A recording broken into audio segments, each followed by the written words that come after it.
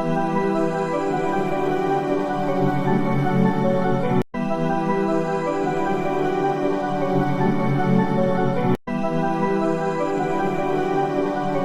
जिनेंद्र। जैन धर्म की पाठशाला start with the basic learning में आप सभी का स्वागत है। मैं स्नेहा जैन आज आपके सामने सामायिक करने की विधि लेके आई हूँ। मैं जो विधि लेके आई हूँ ये वंदे मातरम की विधि है। अलग अलग पंथों में अलग अलग विधियों से सामायिक की जाती है। तो चलिए शुरू करते हैं। सबसे पहले आपको सामायिक के उपकरणों की ज़रूरत पड़ेगी, जिसमें कटाशना यानी कि आसन, पुस्तक, घड़ी, शुद्ध वस्त्र जो सबसे ज़्यादा इम्पॉर्टेंट है, चवला जो कि बूझने के काम आएगा, फिर ठवड़ी जिसमें कि स्थापना जी की स्थापना की जाएगी, फिर मोमबत्ती जिससे कि वायुकाय के जीवों को न मरे इसके लिए वो उस उपकरण का उपयोग करते हैं। तो चलिए ये तो हुए उपकरण। इसके अलावा सापड़ा की भी ज़रूरत पड़ती है, जिसके ऊपर हम पुस्तक रख के आराधना करते हैं। अब आता है कि हम सामायिक की विधि कैसे करें, सामायिक करते कैसे हैं। तो सामायिक करने के लिए सबसे पहले आप ऐसा कीजिए, एक आसन लीजिए और जिस जगह पे आप सामायिक करने वाले हैं उस समय पे जगह पे पहले चवरले से पूछ लीजिए, यानी कि चवरले से उस जगह को साफ कर लीजिए।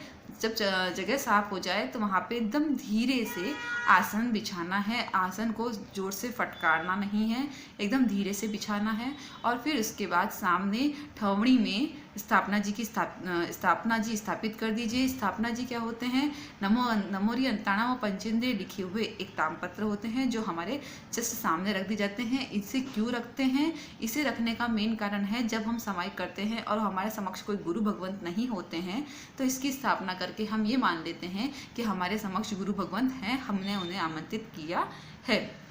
तो इस तरह से स्थापना जी की स्थापना कर लीजिए। फिर आप आसन पे बैठिए और आपके लेफ्ट हैंड में मोमबत्ती होगी, यानी कि बाएं हाथ में मोमबत्ती होगी, और दायां हाथ यानी कि राइट हैंड के ऊपर, राइट हैंड आप स्थापना जी के आगे इस तरह से रखें और नमोकार मंत्र और पंचेंद्रिय बोले। पंचेंद्रिय और नौकार मंत्र दोनों मंत्रों का वीडियो मैंने अपने निजी डिस्क्रिप्शन बॉक्स में आपको मिल जाएगा। मैंने अपने पुराने वीडियोज़ में से बनाया है। आगे चलते हैं। उसके बाद खड़े होकर एक खमासना दीजिए और फिर इरियावह्यम तसूत्री अन्नथ और इन तीनों का पाठ कीजिए। ये क्यों करते हैं? ताकि हमने सामायिक के समय तक आते जाते कोई भी अगर हमने जीवों की विराधना की है तो उसका प्रायश्चित कर सके, उसकी क्षमा याचना कर सके और फिर काउसक कर सके। अन्नथा से हम काउसक का अनुमति लेते हैं। तो यहाँ मैंने अन्नथा, तसूत्री और इरियावह्यम इन सभी के वीडियोस आपको पहले बना रखे हैं, तो आप डिस्क्रिप्शन बॉक्स में उनके लिंक देख सकते हैं। अब हम आते हैं, जब ये कंप्लीट हो जाए उसके बाद लोगस पे। तो यहाँ पे उसके बाद लोगस का एक काउसक किया जाता है और वो चंदेसु निमलेरा तक किया जाता है। उसके बाद नमोरी अंताणम बोलते हैं और फिर काउसक पूर्ण करते हैं और एक लोगस का ध्यान फिर से करते हैं। फिर इच्छा में एक खमासना देते हैं और फिर बोलते हैं, इच्छा करे संदेश भगवान सामायिक मुपत्ति पढ़ी लेऊं। यहाँ मुपत्ति पढ़ी लेऊं की एक पूरी क्रिया है जो मेरे अगले वीडियो में आपको मिलेगी, जिसमें मैं मुपत्ति पढ़ी लेऊं के 50 बोलों का वर्णन आपको बताऊंगी। तो वहाँ पे मैं आपको उसकी पूरी विधि किस तरह से करते हैं वो भी मैं आपको बता दूंगी। तो यहाँ मुपत्ति पढ़ी लेते हैं। मुपत्ति पढ़ी लेने का पूरा एक क्रिया है, वो क्रिया मैं आपको बाद में बता दूंगी। उसके बाद क्या करते हैं? मुपत्ति पढ़ी लेने के बाद एक खमासना देते हैं और एक खमासना देने के बाद फिर बोलते हैं, इच्छा करे संदेशा भगवान सामायिक संदिसाहु, यानी कि मैं सामायिक ले सकती हूँ, मुझे सामायिक लेने की आज्ञा है। इच्छम बोल के फिर एक खमासना देते हैं और फिर बोलते हैं, इच्छा करे संदेशा भगवान सामायिक ठाऊ। ऐसा बोल के फिर खड़े होके एक नौकार मंत्र बोलते हैं। फिर खड़े होके जब हम नौकार मंत्र बोलते हैं उसके बाद इच्छा करे संदेश भगवंत सामायिक दंडम उचुराओ जी। तो यहाँ पे अगर गुरु भगवंत हैं तो गुरु भगवंत से करेमी भंते की पार्टी सुनी जाती है। और अगर गुरु भगवंत नहीं है तो कोई बड़े इंसान है, कोई वडील अपने सामने बैठे हैं, तो उनसे कहते हैं कि आप हमें करेमी भंते की पार्टी बोलिए या करेमी भंते का सूत्र बोलिए, जिससे कि सामायिक लेते हैं। और अगर वो भी नहीं है तो हम क्या करते हैं, फिर स्वयं ही करेमी भंते की पाटी बोल देते हैं। तो इस तरह से करेमी बनते बोला जाता है। उसके बाद इच्छा कार्य संदेश एक खमासना दिया जाता है, और खमासना देने के बाद अभी हम खड़े हैं और सामायिक में पूरे समय तो खड़े नहीं रहेंगे, तो बैठने की आज्ञा मांगी जाती है। तो बैठने की आज्ञा के लिए क्या बोला जाता है? इच्छा कार्य संदेशा भगवान बैसने संदेशाहू, क्या मैं बैठ सकता हूँ? बैसने संदेशाहू। फिर एक खमासना देते हैं। खमासने का सूत्र आप सभी को मुझे पता ही होगा। इच्छामी खमासनो वंदेऊं जामनित जाय निसिहाय मथ एण वंदामी, ये खमासने का सूत्र होता है। तो एक खमासना देते हैं और फिर बैठने की आज्ञा माननी हो गई है पूर्ण, इसके लिए इच्छा कार्य संदेशा भगवान बैसने ठाऊ, बैठने की आज्ञा पूर्ण मानी जाती है और फिर हम बैठ जाते हैं। जब बैठ जाते हैं तब उसके बाद आगे मांगते हैं कि भगवान जो मैं आराधना करना चाहता हूँ, क्या मैं वो आराधना कर सकता हूँ? तो उसके लिए एक खमासना दे के बोले जाता है, इच्छा करे संदेशा भगवान सच्चाई संदेशाहू। सच्चाई संदेशाहू मतलब जो मैं आराधना करना चाहता हूँ, जो मैं पढ़ना चाहता हूँ, जो स्वाध्याय करना चाहता हूँ, क्या वो स्वाध्याय कर लूँ? फिर जब वो तो फिर बोलते हैं इच्छम। इच्छम कौन बोलते हैं? यदि साधु भगवंत हैं तो वो बोलते हैं इच्छम, अगर वो नहीं है तो हम स्वयं ही बोलते हैं इच्छम। और फिर इच्छा कार्य संदेश एक खमासना देके इच्छा कार्य संदेशा भगवान सच्चाई करूं, तो सच्चाई करना हम शुरू करते हैं, आराधना हम करना शुरू करते हैं। लेकिन उससे पहले यदि यहाँ पे एक बहुत इंपॉर्टेंट बात मैं बताती हूँ कि श्रावक है, यदि पुरुष है तो वो 2 नौकार बैठे बैठे 3 नौकार गिनेंगे, और यदि स्त्री है तो वो खड़े खड़े 3 नौकार गिनती है।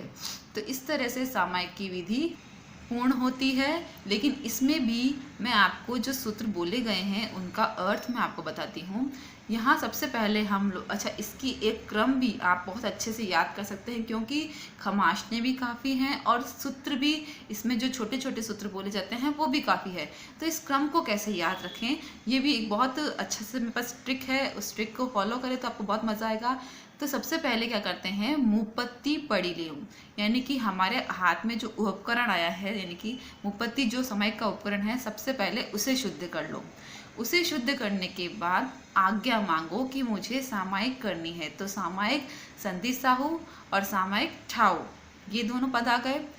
फिर जब सामायिक संदेशाहू और सामायिक ठाऊ सामायिक की आज्ञा मांग ली और आज्ञा मिल भी गई, तब हमें पूछेंगे कि सामायिक का सूत्र हमें सुनाओ। तब करेमी बनते आ गया। जब हम पहले मुपत्ति ले लिया, मुपत्ति पाड़ ली, उसके बाद सामायिक का सूत्र प्राप्त करने की आज्ञा मांगी, आज्ञा मिल गई। उसके बाद सामायिक को किस सूत्र से हम सामायिक में किस सूत्र से बैठें, वो सूत्र को सुन लिया तो आज्ञा करेमी बनते। जब सूत्र सुन लिया तो क्योंकि हम गुरु के समक्ष है तो हम सूत्र बैठे बैठे तो नहीं सुनेंगे, गुरु के समक्ष हमेशा विनय की आवश्यकता बहुत अधिक होती है। तो हम क्या करेंगे, खड़े खड़े ही गुरु से हम वो सामायिक सूत्र सुनेंगे, और सूत्र सुनते वक्त मस्तक हमेशा नीचे रहता है, इस बात का भी ध्यान रखें, ये विनय होता है। अब जब सूत्र सुन लिया तो अब हम क्या करें, अभी हम खड़े हैं तो जो गुरु भगवंत हैं उनसे हम आज्ञा मांगते हैं कि हम जब खड़े हैं तो क्या हम अब बैठ जाएं, क्योंकि हमें आगे स्वाध्याय करना है, आराधना करनी है। तो गुरु भगवंत उसकी भी हमें आज्ञा दे देते हैं। ये भी विनय का ही पाठ है, इन सब से हमारे विनय बढ़ते हैं। सामायिक से विनय बढ़ता है, ये बात बोली जाती है, बहुत से जन बोलते हैं, लेकिन कैसे बढ़ता है वो मैं आपको बता रही हूँ कि इस तरह से हमारा विनय बढ़ता है। हम गुरु के समक्ष सीधा खड़ा हो जाएं, सीधे बैठ जाएं, बैठे बैठे ही सारे मंत्र बोल दें, ये सब नहीं होते हैं। गुरु के समक्ष जाने पर सबसे पहले गुरु की वंदना की जाती है। तो उसके बाद जब सामायिक सूत्र करो तो भी उसमें भी गुरु के सभी चीज़ों का ध्यान रखा जाता है कि उनकी विराधना ना हो। उसके बाद जब यहाँ पे हमने करेमी बनते का सूत्र पूछ लिया, अब करेमी बनते के सूत्र के बाद जब हम बैठ गए तो अब बैठने के बाद क्या करेंगे, स्वाध्याय करेंगे।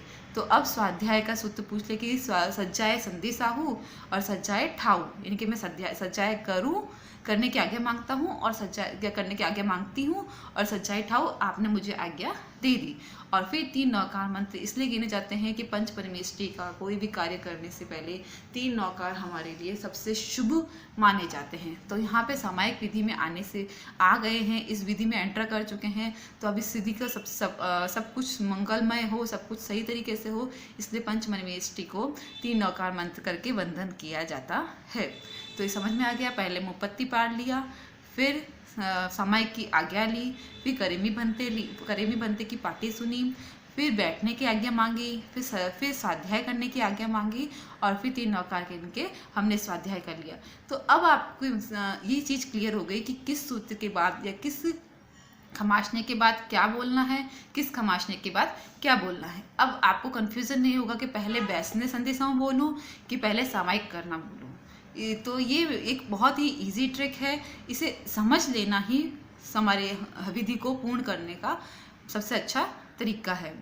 तो चलिए, मैंने आपको सामायिक की जितनी भी विधियों इस विधि में जितने भी दोहे हैं, जितने भी सूत्र आते हैं वो सभी बता दिए हैं। मुझे आशा है कि मैंने आपको पूर्ण जानकारी दी है। फिर भी अगर कोई ऐसा लगे कि कुछ चीज़ों की कमी है तो आप कमेंट बॉक्स में ज़रूर लिखिए, मुझे बहुत खुशी होगी। और इसके अलावा भी अगर आपको कुछ पूछना हो तो ज़रूर लिखिए। धन्यवाद।